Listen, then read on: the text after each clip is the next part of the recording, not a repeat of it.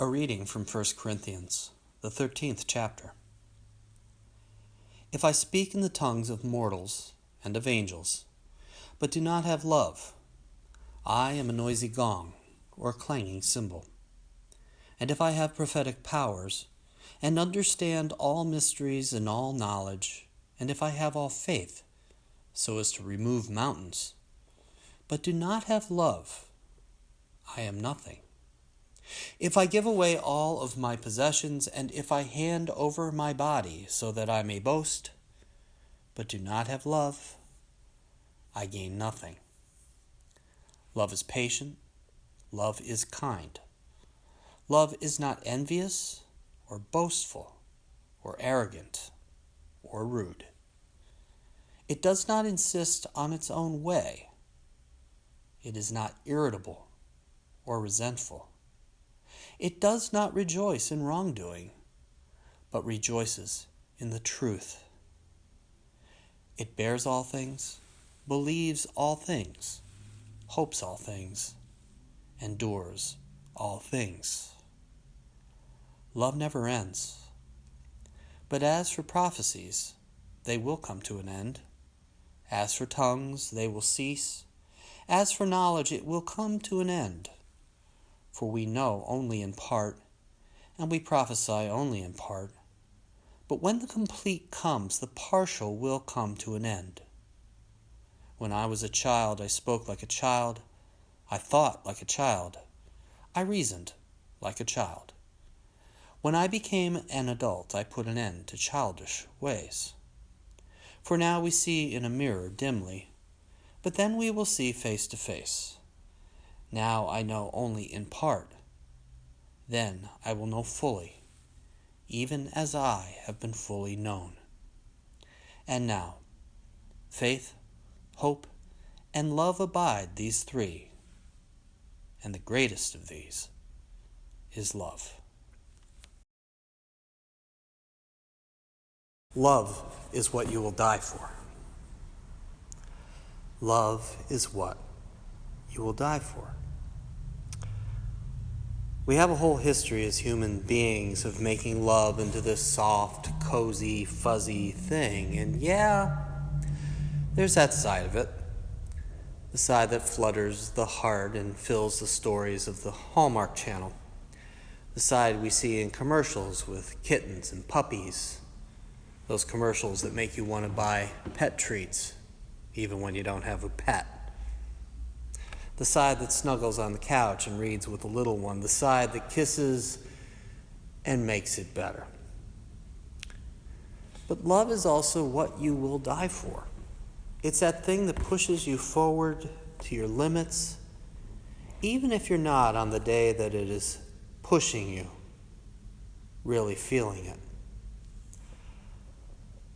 The hymn to love that we read today from Paul is often reserved for weddings. And it's an appropriate lesson for those for a lot of reasons, but its use in those times can make it seem more like a fairy tale than anything that will come into play when we're faced with a harsh reality. Love is what calls us to protect when an enemy comes to the door. Love is what enables a person to go without food when another is hungry. Love is what motivates a person to donate a kidney, stand up to oppression, speak truth, even when truth is going to be very, very unpopular. Love is what you will die for. And that is not the stuff of the Hallmark Channel, but it is the stuff of God. We are in the midst of a terrible situation. I'll be honest with you, I do not know all the answers as we look for a way forward. I have serious questions about the best way to move ahead.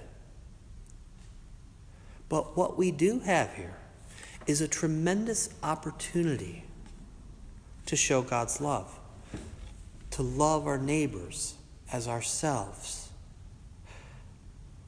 A few weeks ago, we were on a family Zoom chat with our kids. Both of our kids, by the way, now live in New York City, and both have been essentially trapped in their apartments for weeks. They're okay. Frankly, I cannot get over how well they've handled it. Probably they've handled it better than I would. But on this night, as we were getting close to 7 p.m., my son said, "Hey, I'm just going to warn you. We're not going to be able to talk in a minute." And then he reminded us that at 7 p.m., the residents of the city would be throwing open their windows and banging pots and pans and cheering for the medical personnel and the first responders risking their lives to care for their fellow New Yorkers. It's easy around here to wonder a little bit what the big deal is about this virus.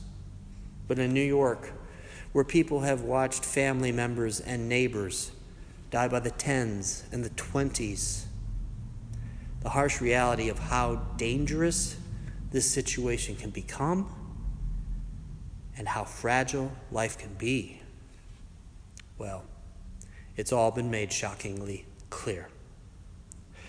And yes, it's 7 p.m. It started.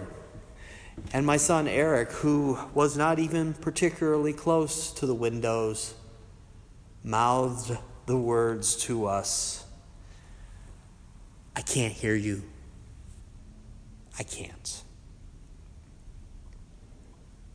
But of course we could hear them. Those cheering for the ones living out their love. Love is what you die for. Love is what our Savior died for. Love is what Dr. King, Gandhi, the people we remember on Memorial Day, and so many others died for. Faith, hope, and love are sometimes called the three graces. They're considered a model for Christian living. Have faith, hold God first, and hang on no matter what the storm. Have hope in all things and trust God to bring it all to right in the end. But I think as conversations veer in this time towards what are we going to do, we need to remember that of these three graces, love is the greatest. And love is the one the other two ultimately serve. How are we going to love our neighbors in the coming weeks? How will we live out that love in service? How will we endure inconvenience so that we may show love to others by keeping them safe? It's more than wearing a mask. It's more than staying 6 feet apart. But those things are a good start, and they are in the Spirit of Christ, the Spirit God calls us to follow. Even when it's inconvenient and irritating as you know what. Love is what you die for. It is the thing that pushes you forward to your limits, even if you are not, at the time, particularly feeling it. Love is what we are called to have for each other and for this world. And loving is the only real way we have to show appropriate appreciation to God for loving us. Be strong. Keep caring for each other and for your neighbors. God will see us through, for God is love.